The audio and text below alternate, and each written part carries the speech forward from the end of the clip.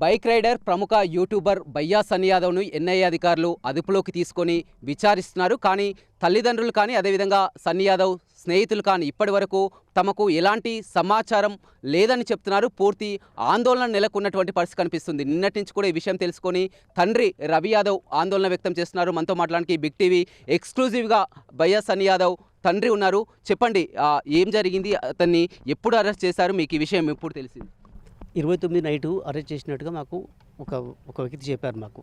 అయితే అది వాస్తవమా కాదు ఎంతో నాకు తెలియదు. అది ఎన్ఐ వాళ్ళు చేసారో తెలియదు, వేరే వేరే ఇంకా ఎవరు చేసారో మాకే తెలియదు ఇప్పటిదాకా. దాని మీద సరైన ఇన్ఫర్మేషన్ అయితే ఇప్పటివరకు మాకు రాలేదు. ఎక్కడ అరెస్ట్ చేశారు? చెన్నైలో అరెస్ట్ చేసి ఎయిర్పోర్ట్లో చేశారని చెప్పి సోషల్ మీడియా నేను చూసింది తప్ప నాకైతే కరెక్ట్గా అయితే ఎవరు కూడా నాకు ఇన్ఫర్మేషన్ ఇవ్వలేదు. వారం రోజుల క్రితం కూడా ఎస్బీ అధికారులు, స్పెషల్ బ్రాంచ్ అధికారులు అంతా కూడా మీ నివాసానికి రావడం జరిగింది, తనిఖీలు చేయడం జరిగింది. మిమ్మల్ని అంతా కూడా ఆరా తీసి వివరించి అడిగినటువంటి వాళ్ళు వచ్చారు, మొత్తం వారికి కావాల్సిన మొత్తం వివరాలు మొత్తం ఇచ్చారు, వివరాలు సేకరించారు, వాళ్ళు తీసుకుని వెళ్ళిపోయారు వాళ్ళు. తర్వాత ఇక్కడ అది అయిపోయిన తర్వాత కూడా 10 డేస్ ఇక్కడే ఉన్నాడు. ఈ మొత్తం క్లియర్ అయిపోయిన తర్వాత బయటికి వెళ్ళిండు. అంటే అతను పూర్తిగా పాకిస్తాన్లో 2 నెలల పాటు పాకిస్తాన్లో అక్కడ ఉండడం జరిగింది. అక్కడ కరాచీ, లాహోర్ వివిధ ప్రాంతాలు కూడా పర్యటించి పూర్తిగా ఆ వీడియోలన్నీ పోస్ట్ చేయడం వల్లనే ఇప్పుడు అతన్ని అదుపులోకి తీసుకున్నారని కూడా తెలుస్తుంది. ఇదే కాదు, ఒక పాకిస్తానే కాదు, సుమారుగా 40 దేశాలు తిరిగిండు. మామూలుగా ఆయన తిరగడం బైక్ రైడర్ అతను. మొత్తం వరల్డ్ మొత్తం అందరు చూపిస్తుంటాడు బైక్ మీద. ఇది ఆ ప్రాంతాలు, ఆ ప్రదేశాల్లో ఉన్నటువంటి మొత్తం అది చూపిస్తుంటాడు. దాంతోపాటు భాగంగా పాకిస్తాన్ వెళ్ళింది తప్ప అంతకంటే ఏం లేదు అసలు. దాంట్లో మ్యాటర్ లేదు. అనవసరంగా సోషల్ మీడియాలో ఇష్టం వచ్చిన వార్తలు రాస్తున్నారు అసలు. ఆ పాకిస్తాన్ సంబంధాలని, ఉగ్రవాదం అని చెప్పి చాలా రాస్తారు అసలు. అది కరెక్ట్ కాదు అసలు. కరెక్ట్ తెలుసుకొని రాయాలి తప్ప ఇష్టం వచ్చిన రాయొద్దుగా.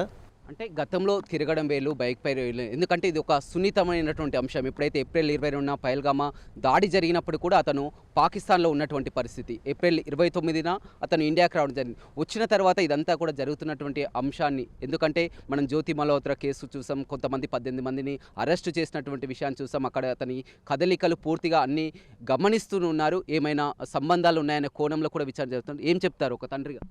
అసలు జరిగింది ఇప్పుడు మనకు ఉగ్రవాదం జరిగింది ఏప్రిల్లో జరిగింది. దీనికంటే ముందు ఫిబ్రవరిలో వెళ్ళాడు అతను. ఫిబ్రవరిలో వెళ్ళి వచ్చిన తర్వాతనే జరిగింది అది.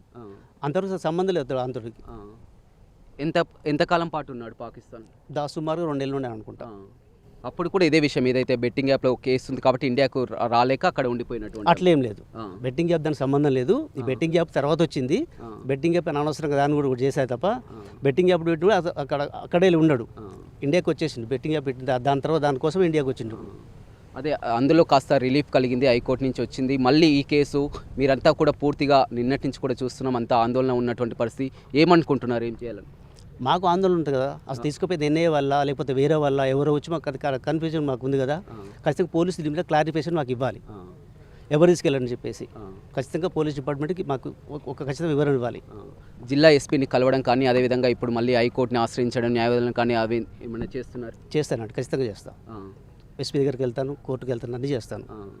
ఎందుకని పదే ఈ విమర్శలు ఎందుకు వస్తున్నాయి? ఎందుకంటే బయ్యా సన్నీ యాదవ్ ఒక మారుమూల ప్రాంతం, మనం చూస్తున్నాం. ఈ ఒక చిన్న గ్రామం, ఇక్కడి నుంచి కూడా చిన్న ఏజ్లోనే అతను బైక్ రైడర్గా తిరిగి వస్తున్నారు. ఇంతవరకు బాగానే ఉంది, కానీ ఇప్పుడు బెట్టింగ్ యాప్ ప్రమోషన్ అని, ఇప్పుడు ఎన్ఐఏ అధికారులని, ఏంటి ఈ విమర్శలన్నీ కూడా మీకు ఏమనిపిస్తుంది అసలు?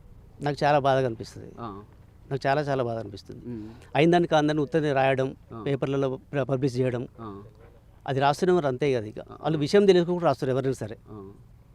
అంటే బాగా బెట్టింగ్ యాప్లో కూడా కోట్ల రూపాయలు సంపాదించారని కూడా విమర్శలు కూడా వచ్చినాయి గతంలో. బెట్టింగ్ యాప్ ప్రమోషన్ ఒకటే వీడియో ప్రమోషన్ చేసిండు, అది కూడా కాదు అసలు.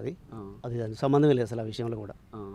ఇప్పుడు ఏం కోరుకుంటున్నారు మీరు? ఏం కోరుకుంటున్నారు ప్రభుత్వానికి? కానీ అది ఏం చెప్పాలనుకుంటున్నారు? ఖచ్చితంగా మా బాబు అడ్రస్ తెలుసుకోవాలి అర్జెంటుగా. మాకు బాబుని ఇమ్మీడియట్ మాకు ఎక్కడ తెలియజేయాలి. మీకు ఎవరు కూడా సమాచారం అందించలేదా మీ అదుపులోకి తీసుకున్నట్టు? ఎవ్వరు నాకు ఇంతవరకు సమాచారం ఎవరు ఇవ్వలేదు. ఎలా తెలిసింది మరి మీకు అరెస్ట్ చేసినట్టు? జస్ట్ సోషల్ మీడియాలో చూసాను, నేను కూడా అంతే. మీలాగా నేను కూడా సోషల్ మీడియా చూసింది తప్ప నాకు కరెక్ట్ ఇన్ఫర్మేషన్ ఎవరు ఇవ్వలేదు. అది ఎన్ఐఏనా వేరేది ఇంకా ఇప్పటికి కూడా కన్క్లూషన్లో ఉంది అది. అంటే చెన్నైలో ఉన్నప్పుడు కానీ మీతో ఫోన్ మాట్లాడినట్టు, అరెస్ట్ అయినప్పుడు ఎప్పుడు మాట్లాడు చివరిసారిగా? నాకు చివరిసారిగా 3 డేస్ బ్యాక్ మాట్లాడండి ఫోన్. అరెస్ట్ కావడానికి 3 డేస్ ముందు మాట్లాడు, అంతేకాని తర్వాత మాట్లాడిపోను. ఇంటికి వచ్చి సోదాలు జరిగిన ఆ విషయం అన్నీ కూడా తెలిసే కదా అతనికి?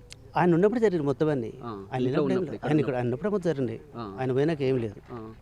ఎందుకని ఏమవుతుంది? ఎందుకంటే అప్పుడు సోదాలు ఉంచారు, ఏమీ లేవని తెలిసింది, మళ్ళీ ఇప్పుడు అదుపులోకి తీసుకున్నారంటే ఏమనుకుంటున్నారు అసలు? ఏం జరిగింది? ఏం లేదండి, నథింగ్ అండి. అంటే రకరకాలుగా, ఎందుకంటే అక్కడ పాకిస్తాన్ ఐఎస్ఏ తోటి వారికి ఏమన్నా సంబంధాలు ఉన్నాయా, గూఢచారి వ్యవస్థ అనే కోణంలో వివిధ న్యూస్ కూడా చూస్తున్నటువంటి పరిస్థితి. ఏం చెప్తావు మీ అబ్బాయి గురించి? గూఢచార సంబంధాలు పాకిస్తాన్ లేదు, కేవలం అతను బైక్ రైడర్, ఓన్లీ ట్రావెలింగ్ చేస్తుంటాడు, విజిట్ చేసి ప్రతి దేశం తిరుగుతుంటాడు, ప్రతి దేశం లాగానే పాకిస్తాన్ కూడా తిరిగి వచ్చిండు, అంతే తప్ప దాని మీద గూఢచారులు అని అది రాంగ్ వార్తలేదు, తప్పుడు వార్తలు తప్ప ఏం లేదు అందులో. ఇంతకుముందు కూడా 4 సార్లు పాకిస్తాన్ వెళ్ళొచ్చినట్లు కూడా చెప్తున్నారు. వెళ్ళలేదండి, వెళ్ళలే. ఫస్ట్ టైం ఇప్పుడే ఫస్ట్ టైం వెళ్ళిండు, నాకు తెలిసి వెళ్ళింది ఫస్ట్ టైం. చివరిగా ఏం చెప్పదలుచుకుంటున్నారు? అర్జెంట్గా మా బాబు అడ్రస్ నాకు కావాలి, ఎక్కడున్నా నాకు తెలియజేయాలి, అది పోలీసులు స్పందించి నాకు తొందరగా వివరణ ఇవ్వాలని చెప్తున్నాను. న్యాయస్థానాన్ని ఆశ్రయిస్తా తప్పకుండా, ఉన్నతాధికారులను కలుస్తారు ఖచ్చితంగా.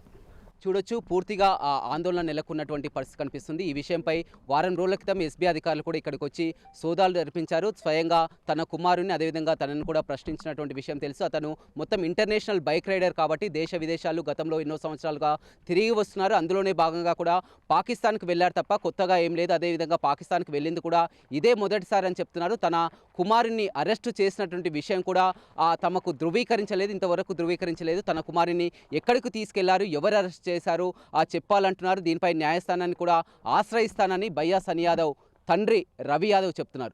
రవితో రమేష్, బిగ్ టీవీ, సూర్యాపేట.